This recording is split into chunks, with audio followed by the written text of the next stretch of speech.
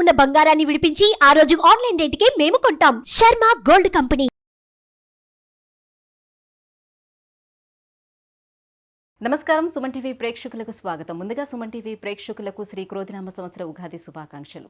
ఈ క్రోధినామ సంవత్సరం ద్వాదశ రాశుల వారికి ఏ రకంగా ఉండబోతుంది, నవగ్రహాల స్థితిగతులు ఎలా ఉన్నాయి, వాటి వల్ల ఎటువంటి ఫలితాలు వెలువడున్నాయి అనే విషయాన్ని తెలియజేసేందుకు మనతో పాటు ఉన్నారు శ్రీ వీర బ్రహ్మేంద్ర స్వామి ఉపాసకులు, ప్రాచీన సంఖ్య మరియు ప్రశ్నాశాస్త్ర నిపుణులు కృష్ణమాచార్యులు గారు. గురుగారు నమస్కారం అండి. జై వీరబ్రహ్మ జై గోవిందమాంబ జై. నమస్కారం అమ్మ. గురుగారు, గవ్వల శాస్త్ర ప్రకారం ఈ క్రోధినామ సంవత్సరంలో మిథున రాశి వారికి ఎలా ఉండబోతుంది? శివాయ బ్రహ్మణే నమ, వీరబ్రహ్మేంద్ర స్వామినే నమో నమ. జై వీరబ్రహ్మ జై గోవిందమాంబ జై. ఓం హ్రీం క్లీం శ్రీం శివాయ బ్రహ్మణే నమో నమ. ఆదాయం 5, వ్యయం 5, రాజ్యపూజ్యం 3, అవమానవారు. గోచారవశాత్తు దేవగురువు అయినటువంటి బృహస్పతి వ్యయస్థానంలోకి వస్తున్నా.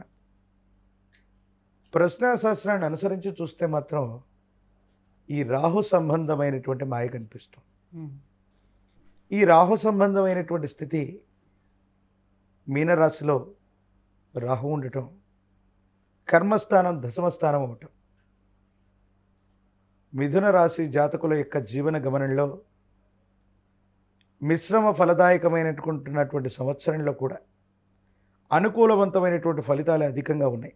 ప్రత్యేకించి ఆర్థికపరమైనటువంటి అంశాలు, వ్యక్తిగతమైనటువంటి జీవితం, కుటుంబపరమైనటువంటి స్థితిగతులు, ఇవన్నీ కూడా అత్యంత అనుకూలవంతంగా ఉండబోతున్నాయి. శుభమూలకమైనటువంటి ధన వ్యయం. ఎప్పుడైతే బృహస్పతి వ్యయంలో ఉంటాడో కొన్ని ముఖ్యమైనటువంటి విషయాల్ని మనం లాస్ అవుతామని చెప్తాం. కానీ ఇక్కడ బృహస్పతి వ్యయంలో ఉన్నప్పుడు ఏం చేస్తాడంటే డొనేషన్స్ రూపంలో మన దేవాలయాలకు అవ్వచ్చు, సేవా కార్యక్రమాలకు అవ్వచ్చు, శుభకార్య సంబంధమైనటువంటి విషయాలకు అవ్వచ్చు, మనం ఖర్చు పెట్టడమే అవుతుంది తప్ప వేరొకటి కాదు. కాబట్టి మిథున రాశి జాతకుల యొక్క మాటకు తిరుగుండదు. యోగదాయకమైనటువంటి ఫలితాలని పొందుతారు. ఆర్థికపరమైనటువంటి అంశాల్లో ధనం చేతికొస్తుంది, కానీ అన్యాయకరమైనటువంటి పరిస్థితుల్లో ఖర్చు అయిపోతుంది. ఇక ఒకే ఒక అంశం మిమ్మల్ని ఇబ్బంది పెట్టేది ఏంటంటే మీ ప్రమేయం లేకుండా, మీ జోక్యం లేకుండా జరిగినటువంటి సంఘటనలకి మీరు సంజాయిషి ఇచ్చుకోవాల్సినటువంటి పరిస్థితి. అది కుటుంబంలో అవ్వచ్చు, కార్యాలయంలో అవ్వచ్చు, వృత్తి ఉద్యోగంలో అవ్వచ్చు, సమాజంలో అవ్వచ్చు. మనకు సంబంధం లేనటువంటి అంశంలో మన యొక్క ప్రెజెన్స్ లేకుండా జరిగినటువంటి కొన్ని విషయాల్లో ఎవరో అతి జోక్యం వల్ల మనం కూడా వెళ్ళి ఇది మనకు సంబంధం లేనటువంటి అంశమని సంజాయిషి ఇచ్చుకోవాల్సినటువంటి పరిస్థితులు ఏర్పడతాయి. అంటే కొన్ని చిన్న చిన్న అపోహలు, అపార్థాలు, అపనిందలు వచ్చేటువంటి అవకాశం ఉంది. కాబట్టి ఈ విషయంలో కొంత మనం ఆలోచించవలసినటువంటి జీవిత లక్ష్యం నెరవేరుతుంది. స్థిర చరాస్తులకు సంబంధించినటువంటి విషయంలో మీ యొక్క ధనం అనేటువంటిది సద్వినియోగమవుతూ స్థిర చరాస్తుల్ని మీరు పెంచుకోగలుగుతారు. దీర్ఘకాలికంగా మీ లక్ష్యం ఏదైతే ఉందో ఆ లక్ష్యాన్ని నెరవేర్చుకోగలుగుతారు. అనుకూలవంతమైనటువంటి దశలు రాబోతున్నాయి. యోగదాయకమైనటువంటి స్థితిగతుల్లో ఉంటారు. భవిష్యత్ అంతా అనుకూలవంతంగా ఉంటుందనటంలో ఎటువంటి సందేహం కూడా లేదు. పిల్లల యొక్క వ్యక్తిగతమైనటువంటి జీవితం, వారికి సంబంధించినటువంటి భవిష్యత్తు, విద్యా సంబంధమైనటువంటి స్థితిగతుల పట్ల మాత్రం ఏకాగ్రతగా ఉండటం చెప్పదగినటువంటి సూచన. అన్నీ బాగానే ఉన్నప్పటికీ కూడా వైవాహిక జీవిత సంబంధమైన విషయంలో భార్య లేదా భర్త వీరికి సంబంధించినటువంటి ఆరోగ్యం మిమ్మల్ని కాస్త ఇబ్బంది పెట్టచ్చు. దీర్ఘకాలికంగా లేకపోయినప్పటికీ కూడా ఒక సమస్య తీవ్రమైనటువంటి మానసికమైనటువంటి ఆందోళనకి గురి చేసేటువంటి అవకాశం ఉంది. కాబట్టి జీవిత భాగస్వామి, వారికి సంబంధించిన ఆరోగ్యపరమైన అంశం, వీటి గురించి జాగ్రత్తగా ఉండటం చెప్పదగిన సూచన. ఒకవేళ గనక మీరు వ్యాపారాలు ప్రారంభం చేస్తే ఈ సంవత్సరం భాగస్వామ్య వ్యాపారాలు కలిసిరావు. ప్రత్యేకించి మీరు ఏదైనా సరే కొత్త వృత్తి, కొత్త ఉద్యోగం, కొత్త కొలువు, కొత్త వ్యాపారం ఇవి చేయాలనుకుంటే మాత్రం మే 1వ తారీఖు లోపే నిర్ణయాలు తీసుకోవడం మంచిది. కొన్ని విషయాల్లో మనం నిర్ణయం తీసుకున్నటువంటి తర్వాత దీర్ఘకాలికంగా ఉద్యోగం రాకపోవటం, మనం అక్కడే స్తంభించటం, ఏం చేయాలో అర్థం కానటువంటి పరిస్థితులు ఉండటం, ఇలాంటి పరిస్థితులు ఉండేటువంటి అవకాశం ఉంది. కాబట్టి వీలైనంత వరకు కొత్త ప్రాజెక్ట్స్ మొదలుపెట్టడం, కొత్త వ్యాపారాలు మొదలుపెట్టడం, ఉన్నటువంటి కొలువులు ఉద్యోగాలు మానేసి వేరొక దానికోసం ప్రయత్నం చేయటం మాత్రం ఇది సఫలీకృతమయ్యే అవకాశాలు చాలా తక్కువ. వివాహ ప్రయత్నాలు ఫలించే అవకాశం ఉంటుందా? అలాగే రాజకీయ నాయకులకి ఎలా ఉండబోతుంది? దేవగురువు అయినటువంటి బృహస్పతి వ్యయంలో ఉన్నప్పటికీ కూడా ఆయన శుభకారకుడే.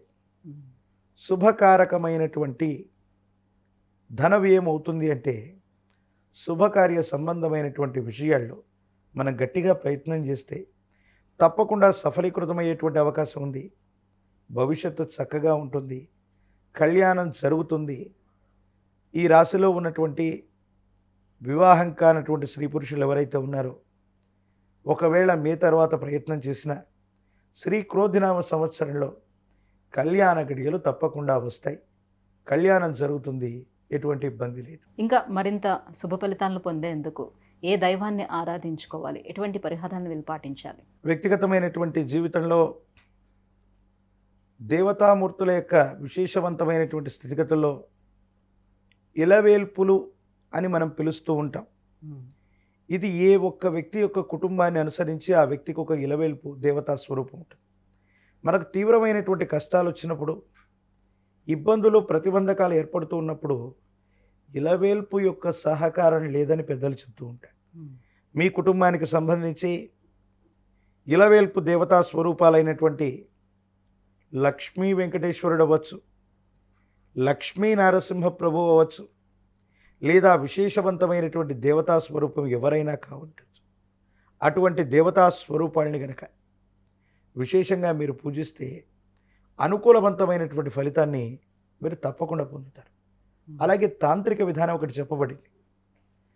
మారేడు సంబంధమైనటువంటి ఫలాన్ని తీసుకొచ్చి, మారేడు పత్రాన్ని తీసుకొచ్చి ప్రాచీనమైనటువంటి శివాలయ ప్రాంగణంలో పరమేశ్వరుడి ఎదుట ఉంచి మహాపాశుపతంతో కానీ, పాశుపత మంత్రాలతో కానీ, గోక్షీరంతో పరమేశ్వరుణ్ణి గనక అభిషేకించిన, అర్చిస్తూ ఉన్న ఆరుద్ర నక్షత్రం రోజు పరమేశ్వరుడి యొక్క పూజాది క్రతువులు విశేషవంతమైన ఫలితాన్ని ఇస్తాయి. ఆ ఆరుద్ర నక్షత్రం కూడా మిథున రాశిలోనే ఉంటుంది.